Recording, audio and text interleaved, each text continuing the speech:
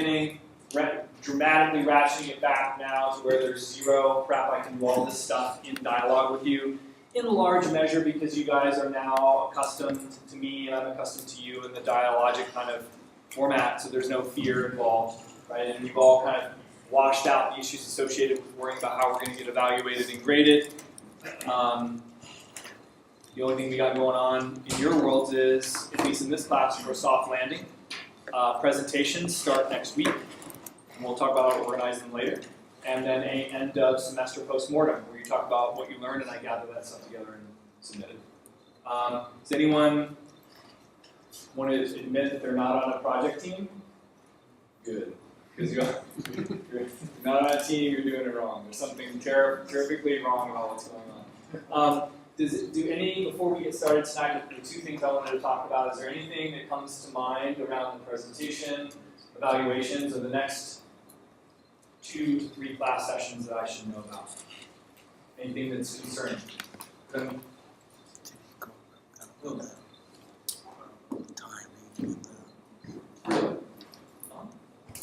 I apologize, I wasn't here, but did you go over like the time allotment and the basic? I didn't. Like, So I haven't gone over time allotment, nor have I gone over basic framework. I'm happy to do that or not, but yes, I did do that. I also missed the class a few weeks ago, and I was wondering, I saw on Canvas that there was a slideshow due last week. Was that the case, or was that a Canvas thing? Or? So the shortest answer is that's a Canvas thing. What Canvas thing basically means Rob can't use Canvas very well. So this is not a Canvas thing, this is an instructor thing. We didn't talk about it in class, so I just... So we have no outstanding deliverables in this class. Okay, totally fine. And actually, because you missed that class, we as a unit decided on your behalf and without talking to you to not hold the final exam. Oh, so there's not the paper anymore. Okay, we're doing a paper. So why don't you and I chat and make sure that we're up to speed, but just as long as if you're confused and think we have an exam, you can not have an exam. Even better. You're just like, The point of the presentation, given that we have, I think in the syllabus, I budgeted 3 class sessions rather than 2 for in-class presentations. Here's why. I did in-class presentations with 1 session, and it totally didn't work. What didn't work means 2 or 3 folks came up, they talked about their ideas, there was massive interaction and dialogue about what everyone learned, right? And then the last 4 presenting folks didn't even get to present. I had to like arbitrarily grade them. I flunked them all, and it was sad. So that didn't work. So I tried 2 class sessions, and as it turns out, what I've just discovered is basically the dialogue generated by the individuals in the classroom around their venture ideas will take up all available class time. And 2 is still too small, and so we're going to do 3 such that it's free and easy. So what then do we do in this presentation session? So I haven't talked about structure and formatting and time, which I'm now going to do. I'm going to give you the most broad guidelines for the presentation. So consider that we have 8 to 10 project teams. So you should be thinking about limiting your presentation part of your conversation to 10 minutes so that you can have the most room for dialogue. So I'm thinking this is 20 minutes long. And inevitably, the dialogue is going to go longer, and it's my job to figure out how to manage that appropriately, which is why I'm giving 3 class sessions to do so. So great presentations therefore engender lots of dialogue. So in contrast to other presentations where if you get done quickly and there's time for talking and that's bad, this is the weird, paradoxical, Alice in Wonderland world, in which the shorter and more concise and more interesting the 5 to 10 minutes you talk about what you did and what dialogue you generate is going to matter. So that's the one criteria I'm going to be evaluating your presentation on. How much dialogue you can generate from your peers. The second thing, these are very simple, right? I'm going to be grading you on like 1 to 10 for these things. And the second one is, did we as a community get smarter from listening to the N number of minutes that you were up there? So how do I know that you got smarter? Well, rather than show an infinite number of experiments or ways to think about market sizing, by creating this incredibly open-ended approach, each one of you, because you're smart, I've seen a fair amount of the intermediate work, you're taking different experimental approaches to sizing markets based on the type of product that you have. If you have a physical product, you're approaching it a certain way. If you have a web application, you're approaching it in a different way. If you have a medical device, you have to think about it in a different way. So as a result, we're going to get a chance to see in the course of 3 sessions how everyone is attacking these really arbitrary, strange problems. And by being broad and intentionally vague about it, you'll get a chance to show us what you learned. Note, by what you learned, it could be a rousing success, or equally amusing, a catastrophic failure, serving as a warning to others, right? And so all of which are appropriate. So use your 10 minutes in your presentation as a team to think about how you can shove in your 10 minutes the most knowledge about what you did and didn't do, and engender the most post-class dialogue. So practically, how can you engender post-class dialogue? Well, one way would be having, at the last slide, a series of next steps or questions or assumptions, right? And you can put that up on the screen and say, what do you think of here are the 3 top assumptions that we have that we think we need to go test. What do you guys think, right? Instant dialogue. Or how would you, we obviously catastrophically failed to do X, Y, Z when it came to our market sizing. What advice would you guys have given me? Blah, blah, blah, blah, blah, blah, blah, right? It's a coaching session. So, said another way, things that won't be interesting in a presentation are for you to describe your idea in mind-smashing detail for 5 minutes, right? That's not interesting. You should be able to give us your idea, and we just want to know, oh, okay, so you're a consumer product, you're doing this, okay, great. So, and then we did this, and then we did this, and then we did this, and here's what we learned, right? So I'm not interested in you describing your idea in mind-smashing detail. If people were interested in your idea, they'll give you dialogue over the next 10 minutes after you do your presentation. Another thing that I don't want to, that is uninteresting, is not that I don't want to see it, of just, it won't help you in any meaningful way, and it certainly will negatively impact your grade, is a persuasive presentation, where the content of the presentation is to convince us that you did a bunch of great right stuff, and therefore, because you did a bunch of right stuff in the right sequence, and because your idea is bulletproof and awesome, you should get a good grade. Because as I said, the criteria for your evaluation is, did you engender great dialogue from the community, and did we as a community get smarter from the 20 minutes that you stood up there? That is it. I'm actually kind of curious. When you guys are doing other end of semester presentations in the past, when I've asked the question to MBA students, is this the normal way presentations work in the business school now? The answer is always still no. People want a by the book presentation where you're convincing people that you did it right. I don't want to beat that too hard anymore if we've changed in the business school culture such that we are having, let me tell you about my catastrophic failure presentations. Are we doing that nowadays, or are we still doing straight up boring stuff?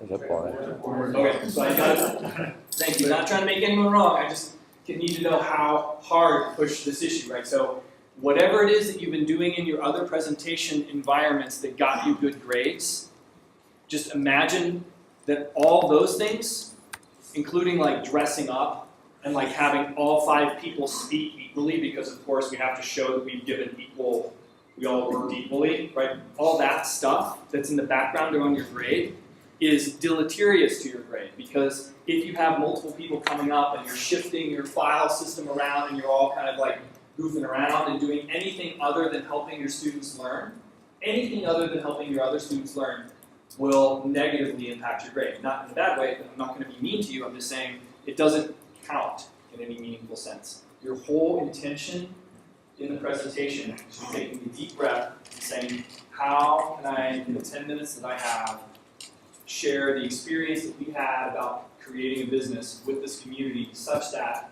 it got smarter, Rob learned something new, I told him some jokes, the jokes were funny. That will go on. So I think I've emphasized that enough. Is there any Any confusion now about the length or the content of the presentation? No. Am I doing a better job of communicating, Gary, Jens? It's like these guys are like normally, inevitably someone's just like, so how long is the presentation like? Right, I'm always just like, so sometimes either everyone got smarter or I just got like better at communicating somehow. Oh, no, I just walked in. Okay, well that's good. Just agree with me, it always works. And if you have questions about your presentation, if you have questions about a draft of it, like I'm happy to see an early draft. So if you have anxiety or concern that you're not doing it right, send it to me, right? My whole job is to help make the next 3 weeks. I win personally when in the next 3 weeks you guys write up in your write-ups and in your thing. Rob totally sucked as an instructor. The best thing about the class was the last 3 weeks when we all started talking to one another. Right? That's the win. Right? I win. Right? That's the super win. Because the truth of the matter, the great joke, is that that's really what's true. Is that all of you have the necessary resources and insight and personal network and cleverness to coach one another, and you don't need an adult or any knowledgeable person to tell you what to do. So that's the presentations, and they start next week. May I ask? Go ahead. Everyone should have their presentations ready to go next week. What are you going to tell us So who's I was presenting? about to ask that question. So there are 2 ways that we play this out in class. Both are funny. One's funnier than the other. One funny way we can do this is that you all have your presentations ready to rumble next week, and all the names go in the hat, and we get the exciting terror of pulling presentation guys out of the hat.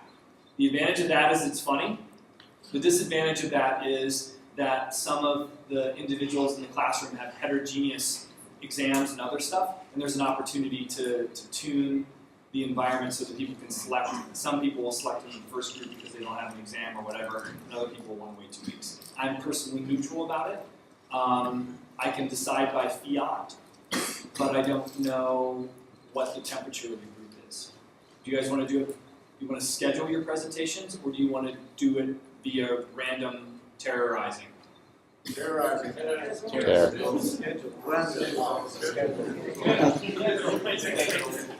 so I heard like basically there's no agreement. Perfect. So I'm going to think about it. I'm going to think about it until the end of class and decide what I want to do. And I don't know yet. Maybe I'm just going to, what I usually do is flip a coin or eat a cheeseburger or whatever. But since we don't have convergence, I will decide how it's going to go. So you know what I've done a couple times? No, I There are don't. groups that want to make a presentation, they get a chance to make a presentation. And if you run out of folks that want to make a presentation, then you draw it out. So you get a little chance. Oh, so that's excitement and danger all in the same. Yeah. Okay, so your thought is next week there will be people who want to do the presentation. Yeah, and you should let them. And you should let them do that. Yeah. And then every other person who's hoping to push it off is just going, dear Jesus, please let there be a bunch of people who want to do that. And if they don't, then there's the hat, right? So I'm going to do that. That sounds good. I've never done that before, and that sounds really fun. So, so that's cool. So let me figure out 4. Do we have 4 teams that are willing to go next week? I think are you? I'm willing. The hat. The hat is coming. Feel the hat. Yeah, we'll go. So we have 1, 2. Take 3.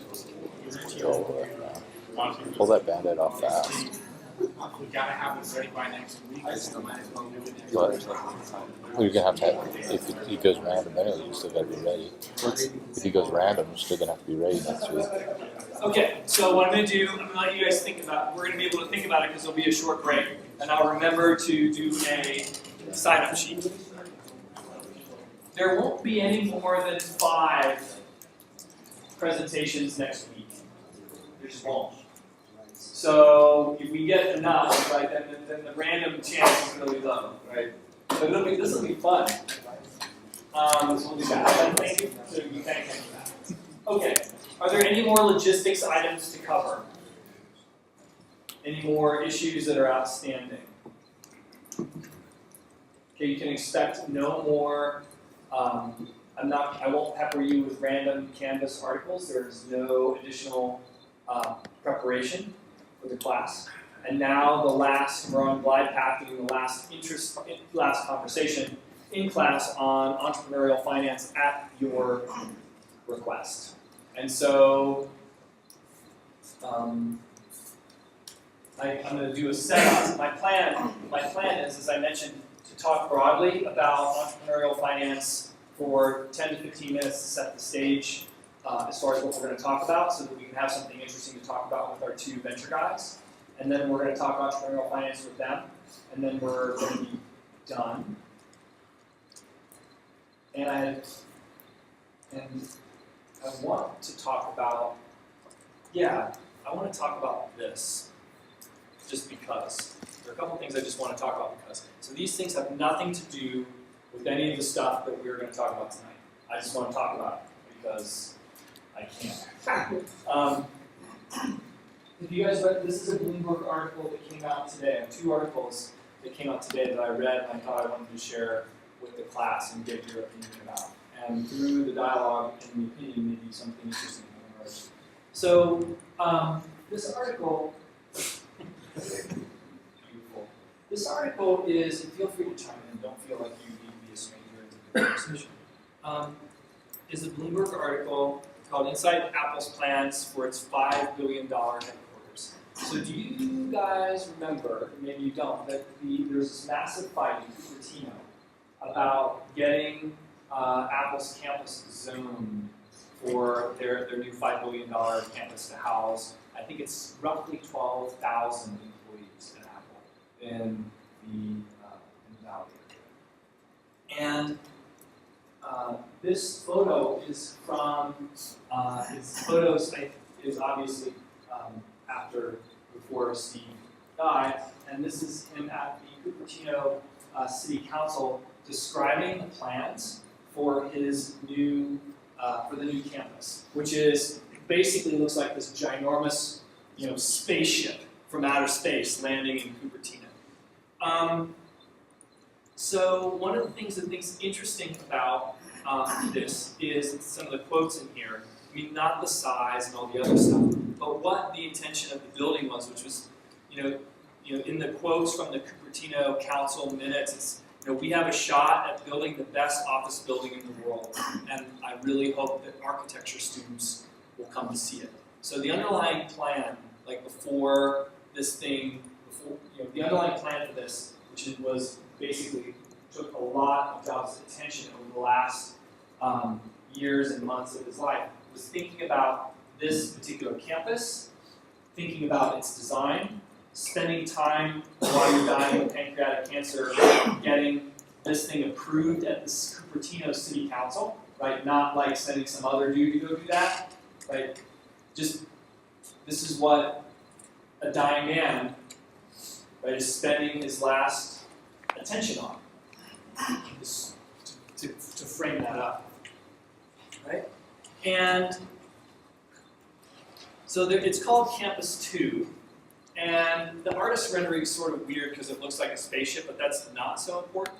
What's important to know is that here it says that there's no indication that Apple is getting cold feet about it, but there it is. And I wanted to read this paragraph to you, so you don't need to worry about seeing it online. I apologize. If anyone wants this, can have it. So, again, I'm going to read it as it stands from Bloomberg, and then we'll have I'm interested in your reactions to it. So, Apple hasn't announced any major changes to Jobs' vision. So, some of the sought-after $1 billion in savings on the project, so parenthetically, further on in the paragraph, they're going to attempt to, for those of you who build buildings for a living, they're going to attempt to wring out $1 billion of savings now that Jobs is gone. Apple hasn't announced any major changes to Jobs' vision, so some of the sought-after $1 billion in savings will likely come rolling back his sky-high requirements for fit and finish. Rather than cement floors, Jobs wanted to use a stone-infused alternative such as terrazzo, built to a sheen, normally reserved for museums and high-end residences. Jobs insisted that the tiny gaps where walls and other surfaces come together be no more than 1/32 of an inch across, versus the typical 1/8 inch in most US construction.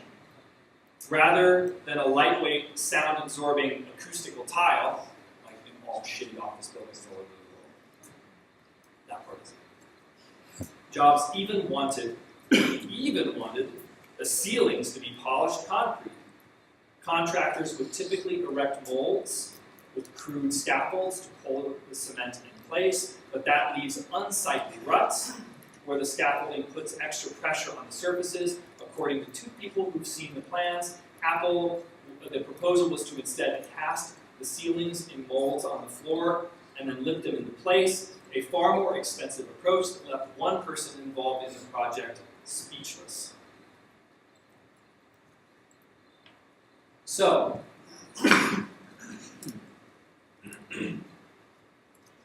2 years, how long has it been? About 2 years. It was like October. So, do you think that building, so the question, if you're me, the question that comes to mind is, do you think that we would be having a conversation about whether or not to have terrazzo floors if that guy were still alive? No. So, what's happening to Apple? In this relationship, when is a company not a startup? Right. So this is the question you were asking tonight around, about your company and other stuff. So I bring this up to you merely to spur dialogue. I read that stuff and I was just like, I love the Bloomberg article because it just was just like, oh my God, it's so outrageous that they want to not have gaps in the wall. My question to you, if you've been paying attention all the way through class, why are the gaps important? Why is tinier gaps actually inconceivably small gaps that are incredibly expensive? Why is that important? Why are terrazzo floors important? Now, your strategy classes, right? If you're doing pure transaction cost analysis, what is the obvious solution to this problem, right? Yeah. Bigger gaps. Yeah. Okay. Is this a good idea? Have bigger gaps? Well, I was, And bigger gaps is metaphorical for something more important. funny enough, I listened to the Steve Jobs biography and I finished it this morning. And one of the things, besides the fact that he's tyrannical to everyone, and he's unambivalent to who he's tyrannical to, right? He thinks you're either a hero or an asshole, and he thinks it's the same person the same day. But his determination that everything had to have a perfect fit and finish really was cast into all of Apple and all of Pixar and all of everything that he touched. Meaning, if he wasn't that way in all of his aspects of life, we wouldn't enjoy what we do today. And it would be everything else where he's talking about. Look at all these old MP3 players. I mean, you remember the old Rios? Like, that was horrible. That's what we would be stuck with today. And nothing would have progressed. And it's because he wanted to have 1/32 gaps on everything that we've advanced to where we have today. And I mean, unfortunately, it looks like we have lost the vision. And Steve Wozniak said that. So what are you saying about the gaps then? The gaps are not, right? The gaps are not the gaps. The gaps in your world are a metaphor for something else, which is what? Relentless pursuit of perfection, to be able to have a perfect end-to-end environment. I mean, he designed this building to have, I mean, the way he wanted it was a lot more intense than the way it actually ended up being. But he designed it to have great interaction between team members. He designed it to have optimum light. He wanted to have orchards, and he wanted to have people just have it be the best environment ever. And if you start to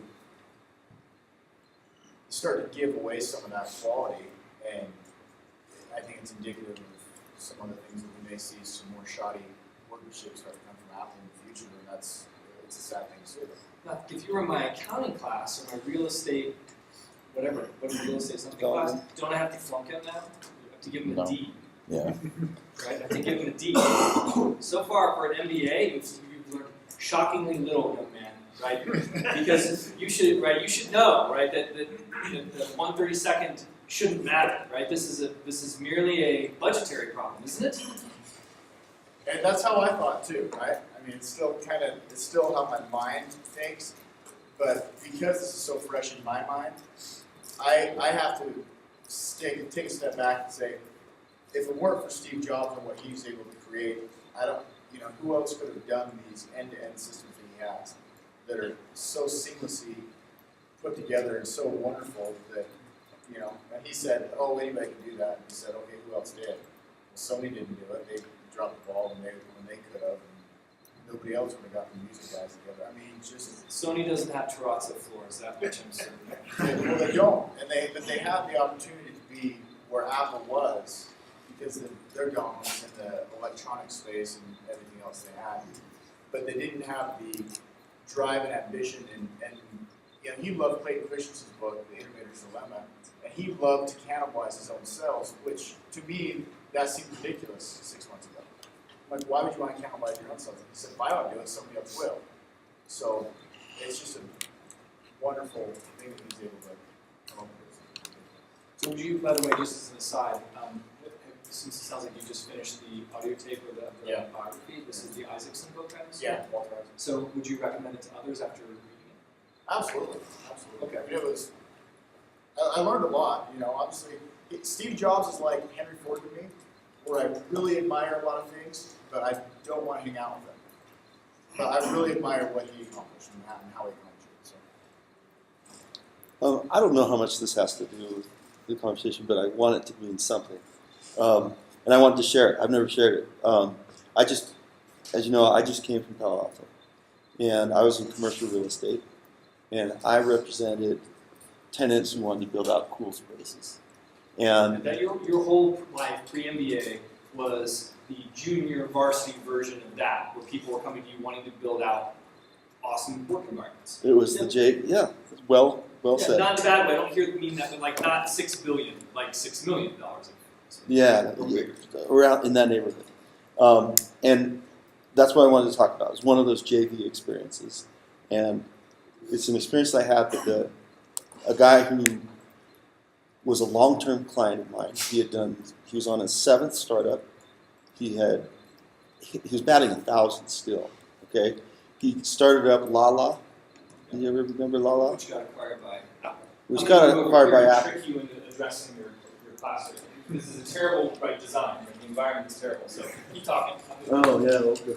So, anyway, and so what happened is that this guy's name is Bill. Okay, Bill Wynn. And he's an amazing guy. I helped him find this really cool space downtown Palo Alto. It was right across from Peninsula Creamery. I mean, it was just the ultimate. And he said, let's do that again. So we found this cool, funky old building, and we negotiated a killer deal, and we got this basement space for top secret, and he wanted to build a half-pipe ramp down there. And we went to the city, but what happened is he had spent some time with Steve Jobs. When Lala got acquired, he spent about no less than a year with Steve. And so and then he left to do another startup. And that's when he called me and said, let's find this other cool. Let's do another cool. Which was interesting because I spent a lot of time with him. We talked about the design, what are we going to do? And he wouldn't shut up about Steve. Steve this, Steve that. Oh, I was over at Steve's house and this and that. And what happened is Mr. Cool Bill turned into a monster. He said, I'm going to be the next Steve Jobs. And he wouldn't shut up about it. And all of a sudden he just turned into a maniacal jerk. And he started just destroying people. And he shafted me a little bit too.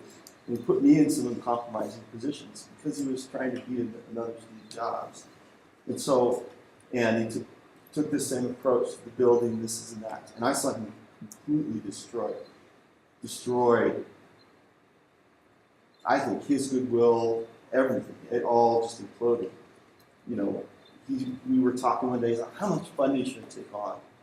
I've got all these guys that want to give me money, and I don't really no, 7 million. I don't know, 8, 10, 12. I don't know. And then he said, screw it, I'm going to show off. And he took $41 million in venture funding. And that got a lot of buzz, you know. And this product, this company was called Color. Has anybody ever tried Color? How do you spell it? Huh? How do you spell it? It's color. Color. Bill, I'm sorry. So you know this story. You know it? Oh yes. So yeah, interesting. And so I was one of the testers, and it was a fascinating experience. But he turned into something. I think that Steve Jobs, if anybody tried to be like him, he was a monster. So why did I share this? Well, I think he just got away with it. He danced on that fine line, and because of his singular focus, somehow he got away with it. I don't know if he would have continued to get away with it. So again, there's no right answer. I'm just interested in exposing dialogue around this stuff. So the dialogue here is point counterpoint, right? And one of the things you're suggesting is you wonder whether he could have gotten away with 1/32, right? So we have no counterfactual here to know whether or not those constant trots of war and all the other things are going to continue, would have continued on had he been alive or dead.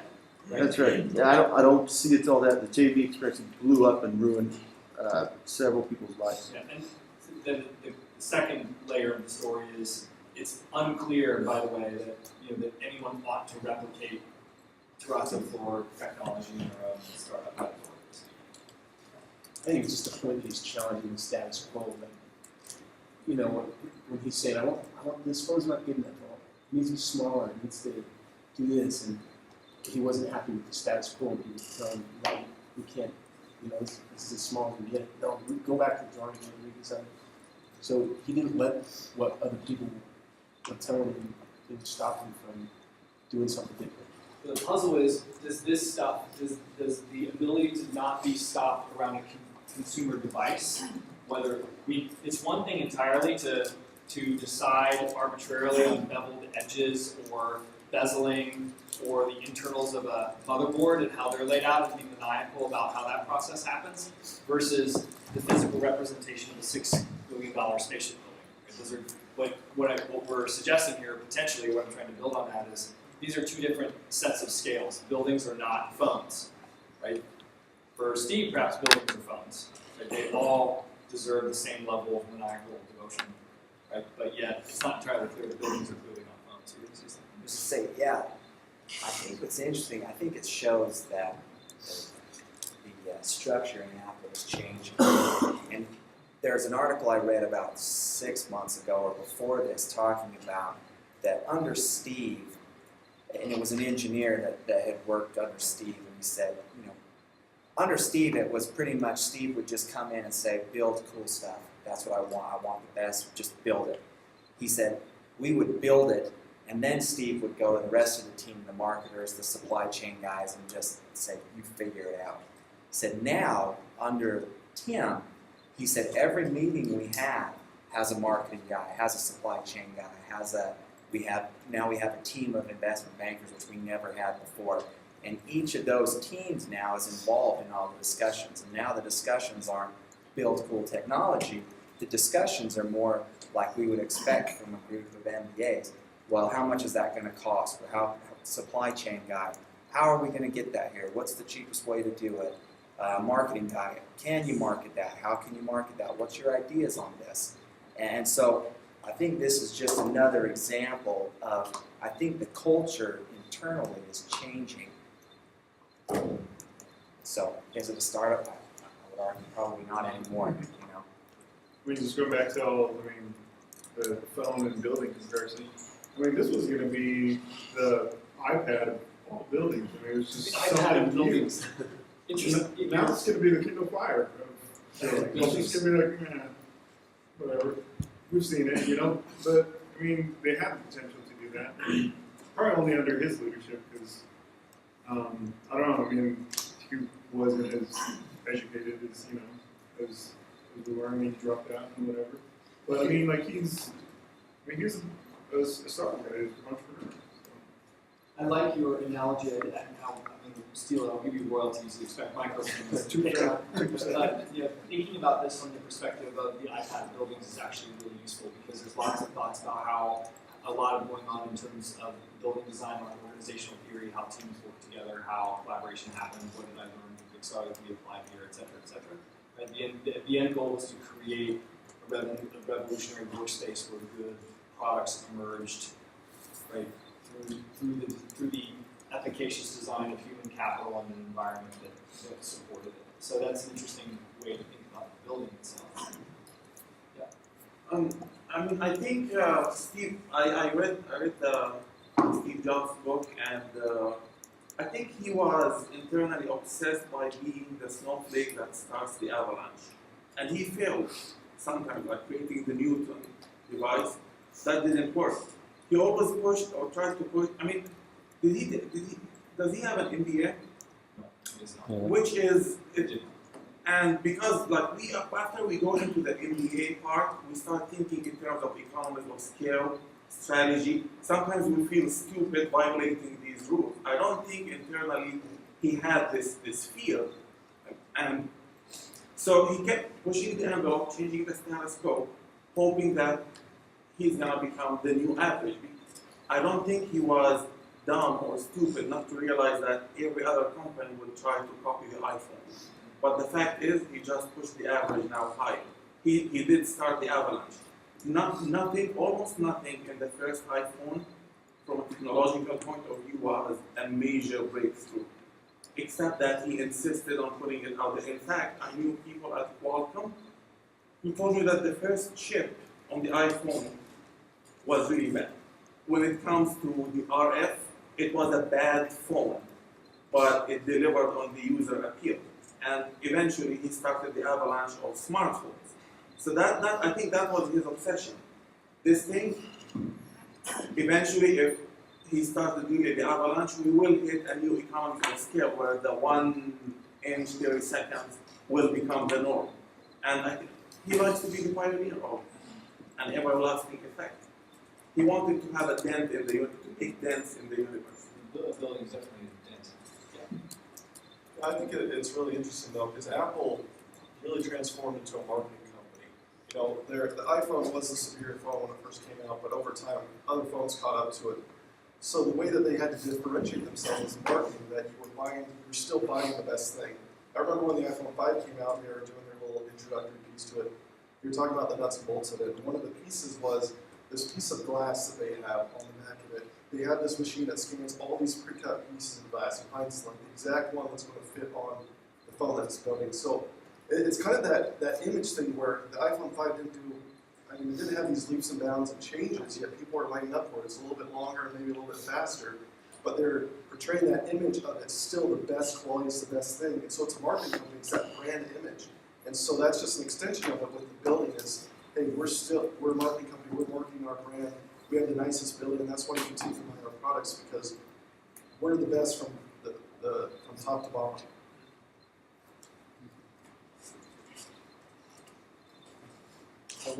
I wonder what's going to happen with the building, and I also wonder what's going to happen with Apple. I think it's an interesting case.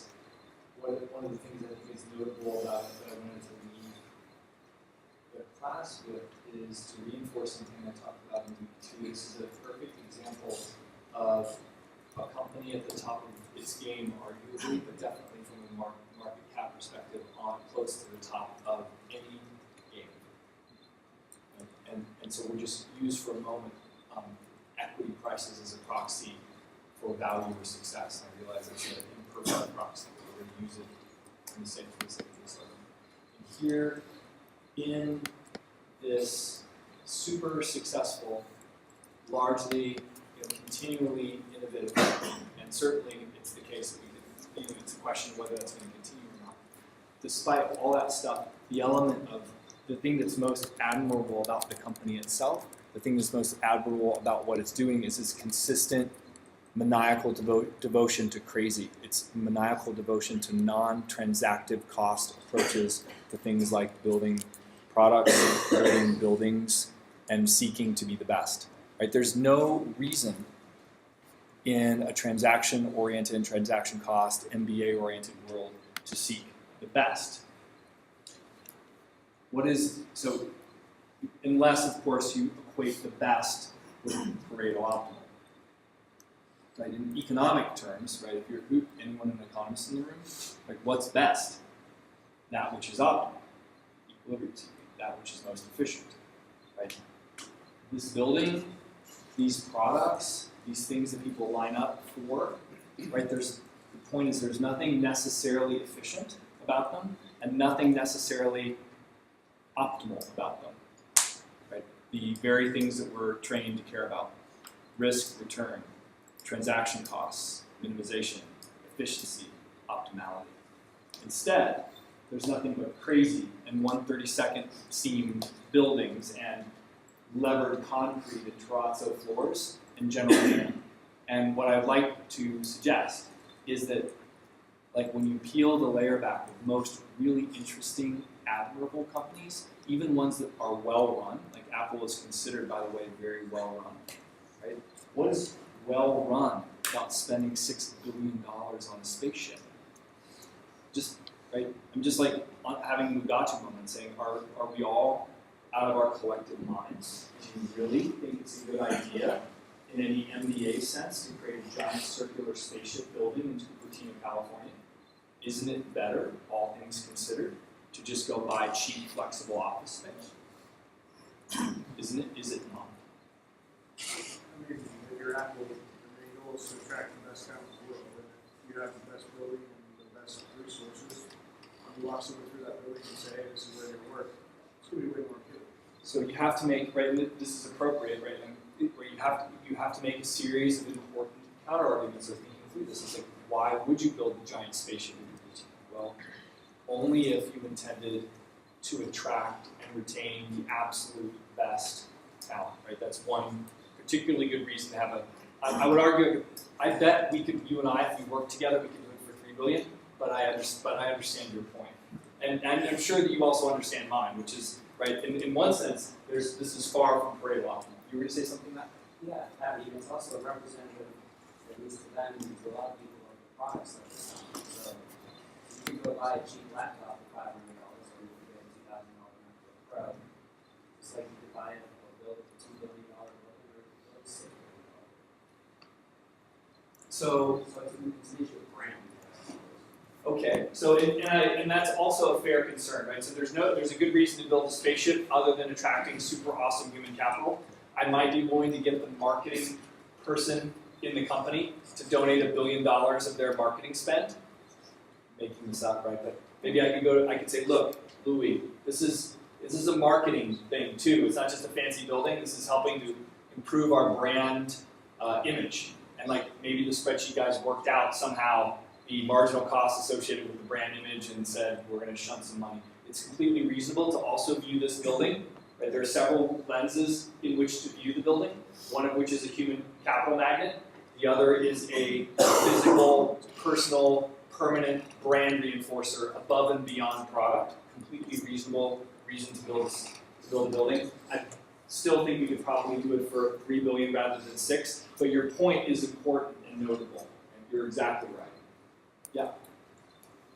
As you mentioned, this was when Steve was dying, and I have to wonder how much of this was motivated by ego and building a pyramid to himself, right? And to what he accomplished. So you're shaking your head. I disagree. I think Steve's genius was he knew that if he put his staff in a building where perfection was demanded, that they would know that it's not just possible but attainable. They're in and they're putting them in the world of perfection and beauty, and they're going to get efficiencies in that.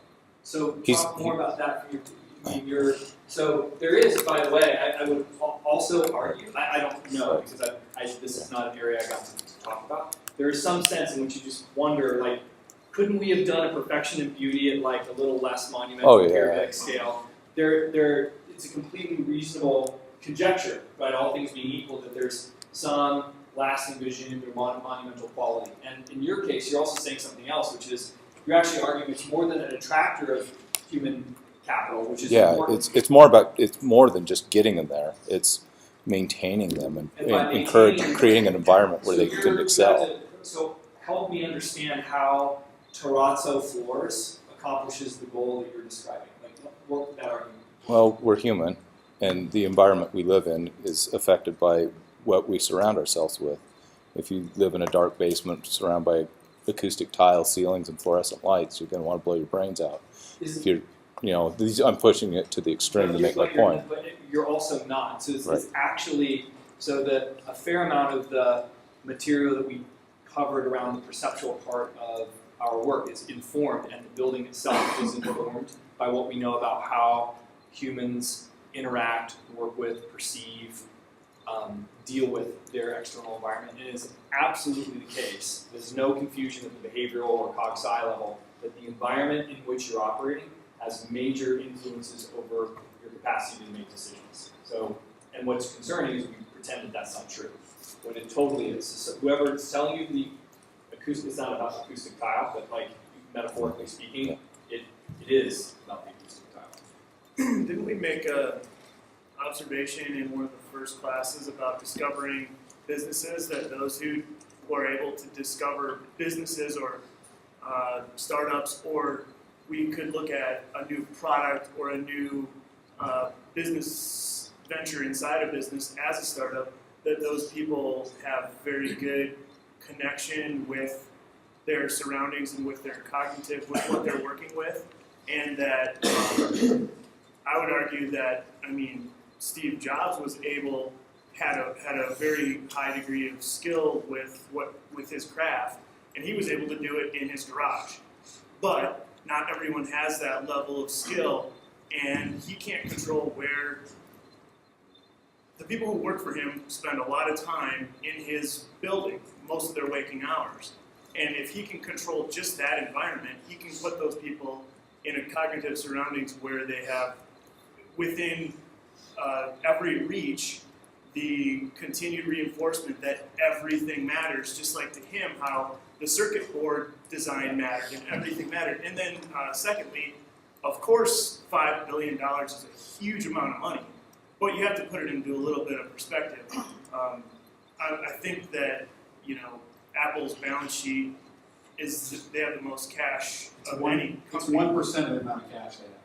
Right. So, we have to put that into perspective too. I don't really know how to put it in a business. Yeah, so you're doing, Business, like, you're but doing a people- great job of being appropriate, by the way. So what you're describing, you're doing a wonderful job being an appropriate apologist at the senior level of Apple for, this is no insult, by the way, at all, because the interesting thing that you said in there that's really curious is, look, some people are capable of being maniacal in their garage, metaphorically speaking, right? Unfortunately, when you get to 12,000 people, the distribution holds. You've got maniacal people in there, and then you got people who just want to eat turkey pot pie, and there's nothing wrong with that.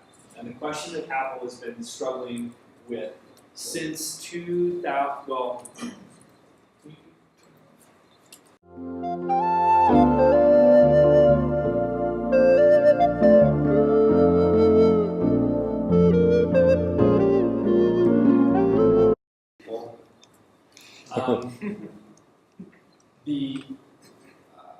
but at the end of the day, almost everything that you want in your MBA class, from free cash flows and finance to board capture, right, to organizational design, to team design, to top management teams, to entrepreneurial thinking, is all and your cognitive stuff is all resident in one stinking simple building, and that's why I like that article, because the article is really weird.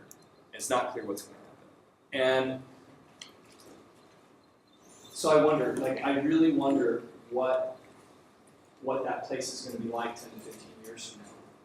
Like, what is it going to mean when you have a building that doesn't have terrazzo floors? Not that they didn't plan it, but now that they're going to start to roll back from it. Like, what does it mean to roll back from that? Yeah. One thing we talked about in week 1 or 2, we talked about, you call it admiration theory or something, right? Yeah.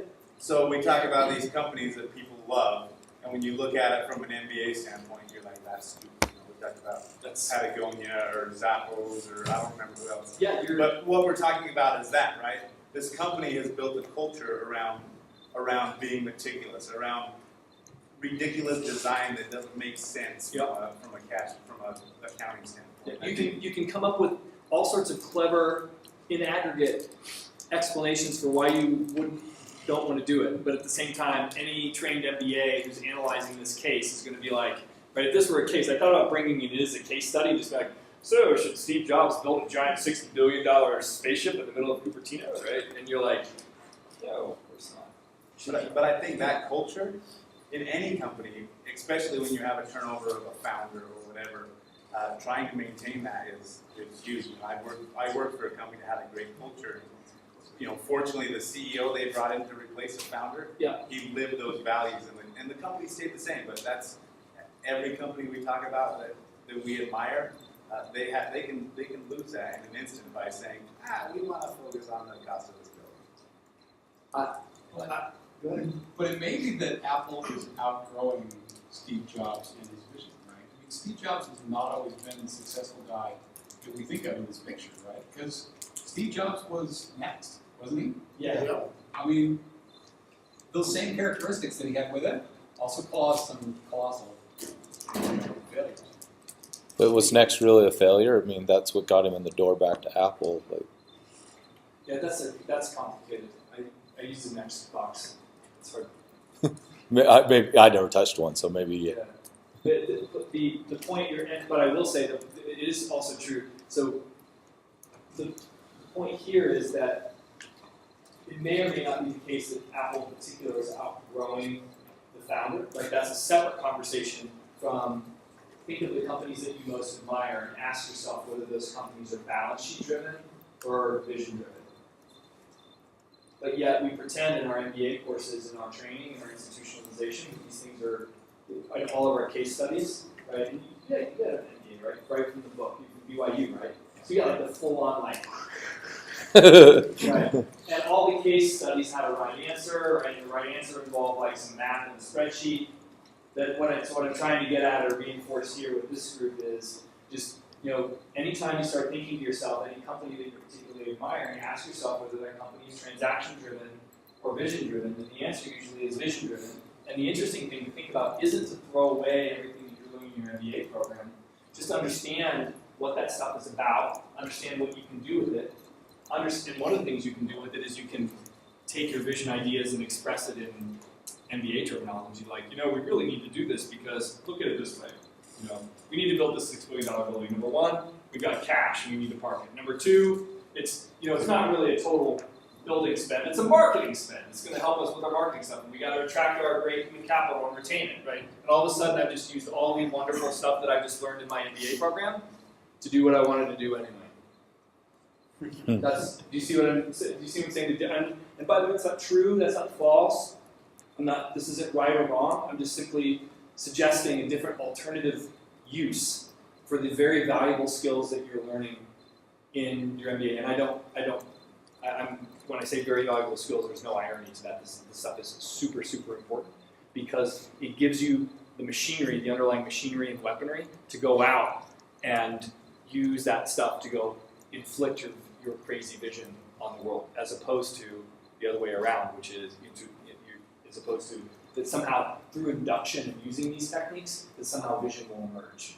That is not how the world works. The world is not a bottom-up spreadsheet that gets you great vision. Is there an underlying quantum physics, business math that we may not understand that Steve did intuitively? Because he also took the same stone they put on in Venice and he put it in Apple Star in New York? Yeah, and they said, this is ridiculous, why are you doing it?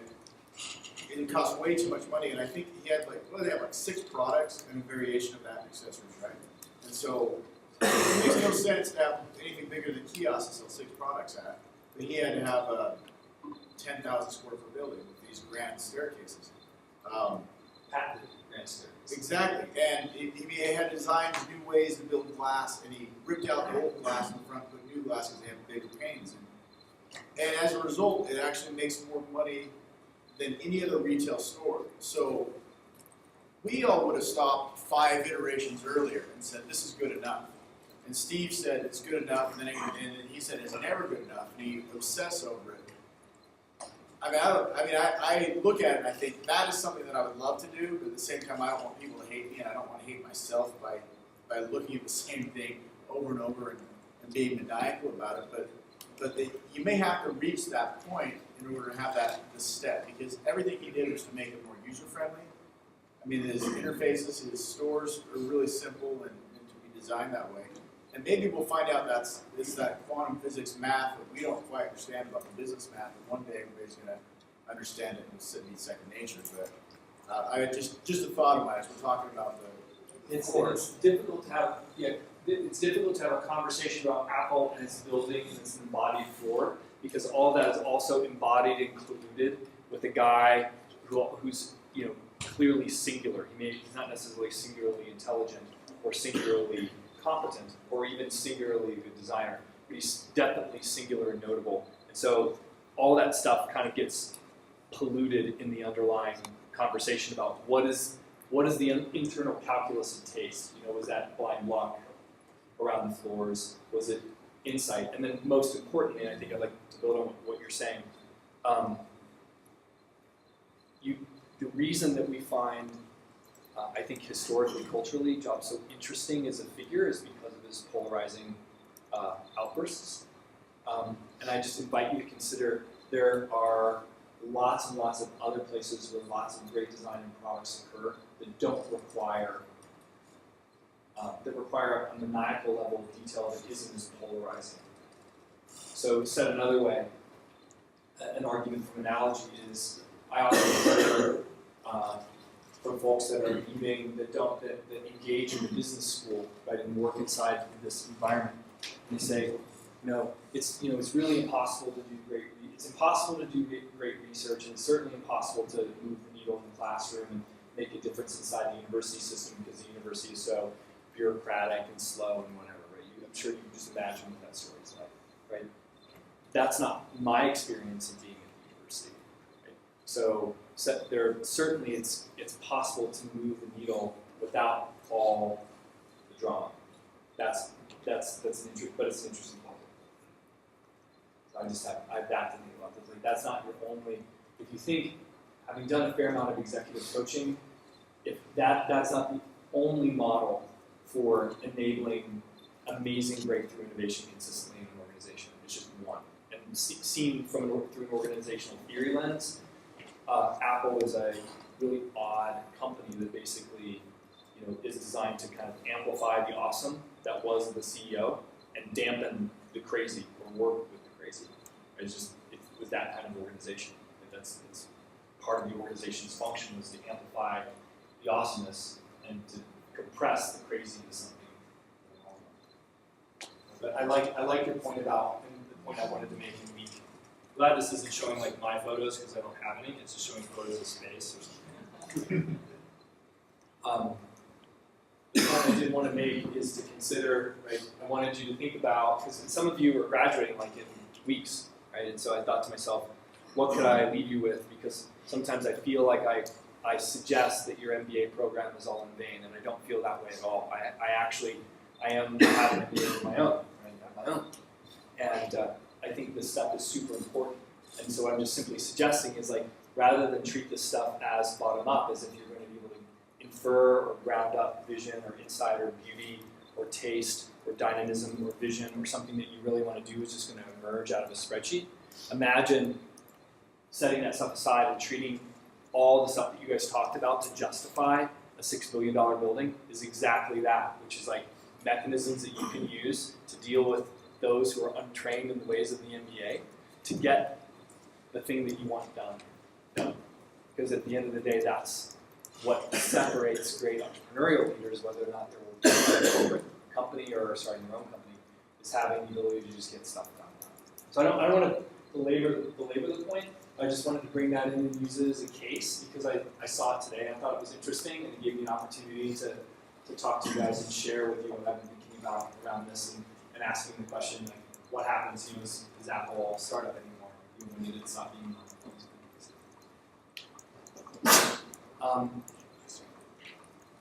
Do you guys, can you indulge me for like another, like a whole, this one's even shorter. He says, right? No, this one I really need. So, okay. This is really useful. So this also came out today. This is by some dude, I don't have his name, and I'm glad you don't, but I don't know. He like did like a failed startup. His website is terrible. And so he's some guy who's a blogger, and like lots of people blog, and they get to say lots of stuff.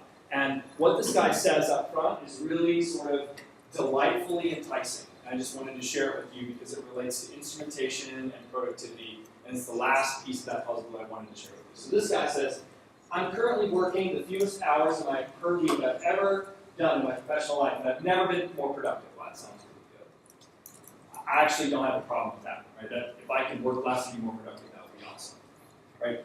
As we discussed in the implementation class. What is curious is the flawed reasoning we walk through our So, it says, we've all fallen victim to this irrational way of thinking, which is if my competitors are going to crush me if I don't outwork them.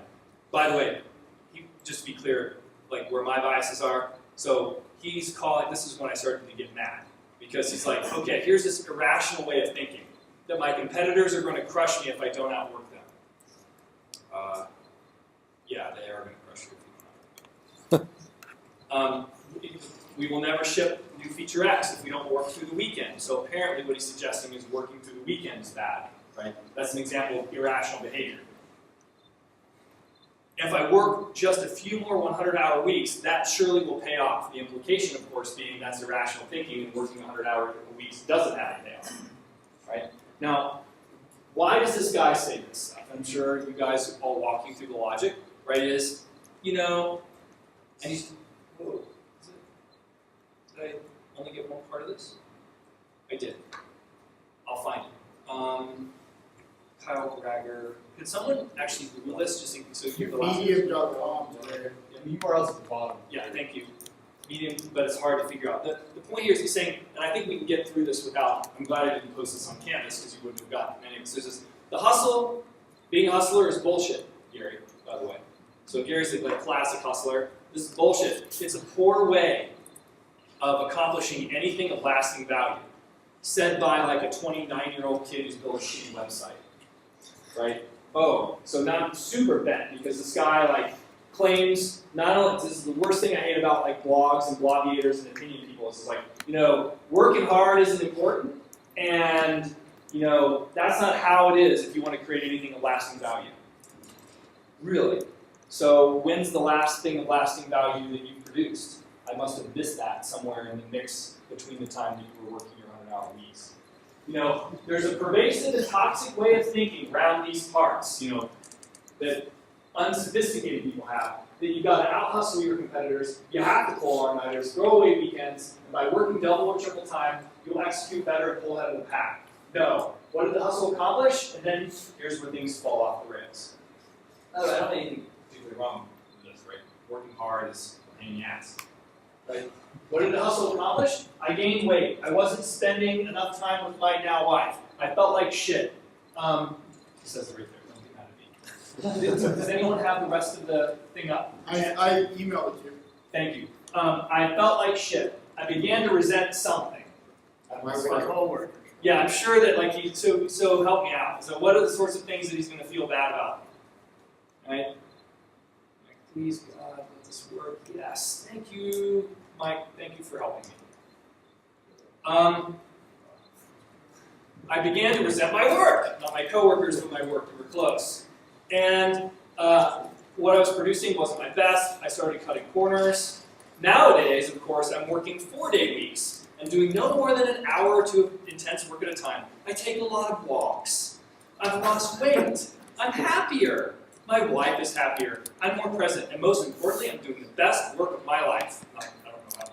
The idea that without hustle, without throwing away nights and weekends, without putting your life on hold for this work, you'll somehow be more successful, more productive, is ridiculous to me, but continues to be pushed by participants in our industry left and right. This is quite literally simply insane. Right? So the solution, take a vacation. Get away from your work for a week, reset. When you come back, pick some number under 35 and try working that many hours per week and no more. and you'll do the best work of your life too. So what I'm not saying, by the way, is that working 100-hour weeks is awesome, right? Having done it a lot, that is not the communication that I'm trying to communicate, right? What I'm suggesting here is what is the flawed reasoning here? Flawed reasoning is this guy tried to do hard work, weekends and 100-hour work weeks, and he cracked, right? Under the strain of that. And how do we see that he cracked? What happened? Wrote He weight, right? Lost sleep.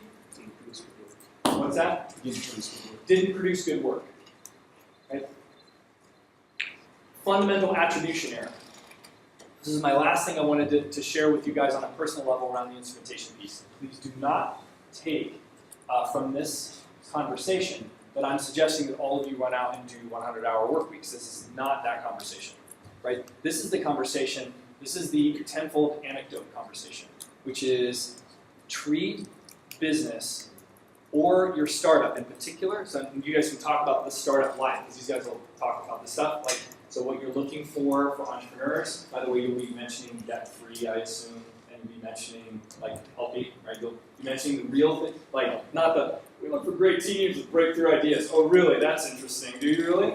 I'm surprised. No, they also look for a bunch of other stuff, like the ability to consistently do 100-hour weeks for months at a time when needed. I'm not suggesting you need to go out and do 100-hour weeks.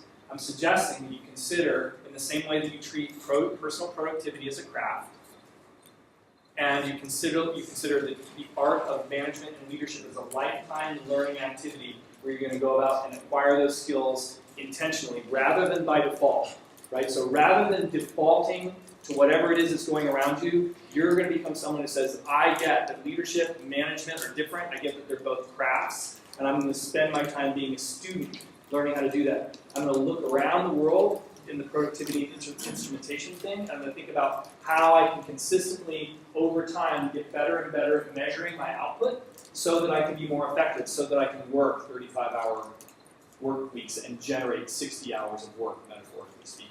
Okay. The third piece of that conversation I wanted to give you, which relates to instrumentation and also relates to decision theory, which was week 4, is that consider treating your work life like the athletic event that it actually is. Pretend that your startup, this is now if you're doing a startup, pretend a startup is an MMA fight, except it's like, instead of 3 rounds, is MMA 3 rounds? Anyone watch MMA? I watched some MMA with Gary with some dudes who watch MMA. Whoever those dudes are, they're kind of beautiful, right? And it was insane. It was just these dudes with 8-ounce gloves pounding them. There's blood all by the main event. There's blood on the floor of the octagon or whatever that thing was, right? And you're just ah, right? Consider treating your work life and your body with the same care that an athlete has around his or her life, and then you won't be that guy gaining weight and cracking under the pressure of whatever you choose to do, right? Whatever you're choosing to do. So, is it the case that working an extra day matters? Oh, it absolutely matters. If every human being, so why do we know this is true? Think about Google. So I'm going to use an argument by analogy. Google's environmental design is such that you know that your coders have about 4 hours of useful life in them per work cycle. So you either get, if you have an 8-hour work day, you get 4 hours of coding, right? And that's it, because then they go home. Or a 12-hour work cycle. You get 3 4-hour blocks. Google chooses to create a work environment that's so attractive that you stick around, and they capture 2 4-hour blocks rather than 1 4-hour block. I've just doubled the productivity of my engineering staff. And if you think that doubling, you are all MBAs, what is the use of doubling your productivity? It is not hard to understand why Google designed this environment this way. By analogy, you yourself. if you think carefully, if you know that as an executive, you guys will be now I'm going to treat you like the CEOs and executives that you plan to be. So your whole life is going to be meetings and making decisions under conditions of ambiguity and uncertainty. If you're an MBA student, right? If you're attempting to be a leader or a manager, you make decisions all day long to produce leverage for your staff. Therefore, the lunch that you have, that you eat, matters because your biology and your decision-making apparatus are inextricably linked, as we've learned. You guys have talked about this in other classes, right? Your ability to make decisions is utterly contoured by the environment that you're in, the priming stimulus that you have, and whether or not you ate a chicken sandwich for lunch. So, given those things, if you want to be effective, if you want to be better than your peers, if that matters to you, if you want to be able to survive not working 4-day weeks, whatever that means, you have to get better at making more decisions than the next guy or girl, and you have to make sure that those decisions are better.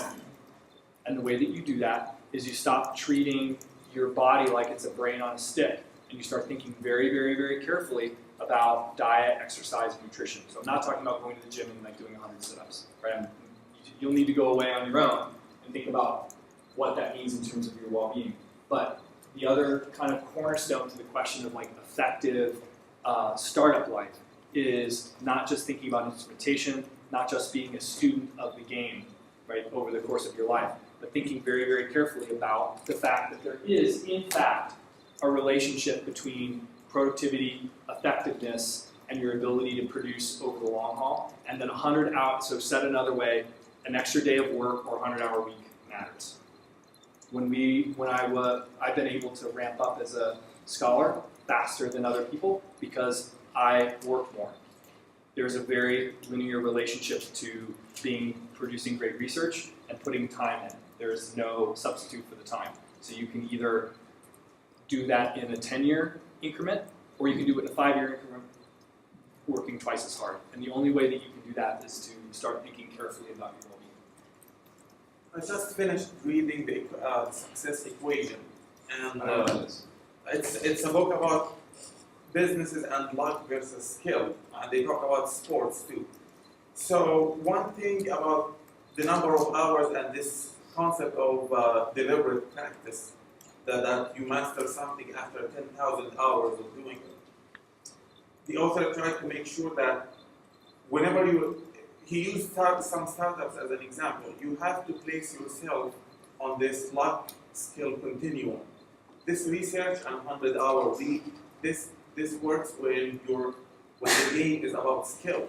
If I'm in a math or chess, the more I put hours in it, the better I get. Yeah. If it's a lottery thing, no matter how many hours I think about it, it's still luck. It doesn't matter. And that's a reasonable way to think about when this stuff applies and when it doesn't. That's a good point. Exactly, that's the point, which is place yourself on this continuum, and he actually provides strategies. If you find that your game is about luck, as a startup, he provides strategies about what you should do to enhance your luck. Cool. You should send me. I'd love to know more about that. That would be a great corollary and get a better narrative than the one that I give, which is basically worrying about your well-being. He talks about instrumentation and mentorship as a way of enhancing your luck. Yeah. Interesting.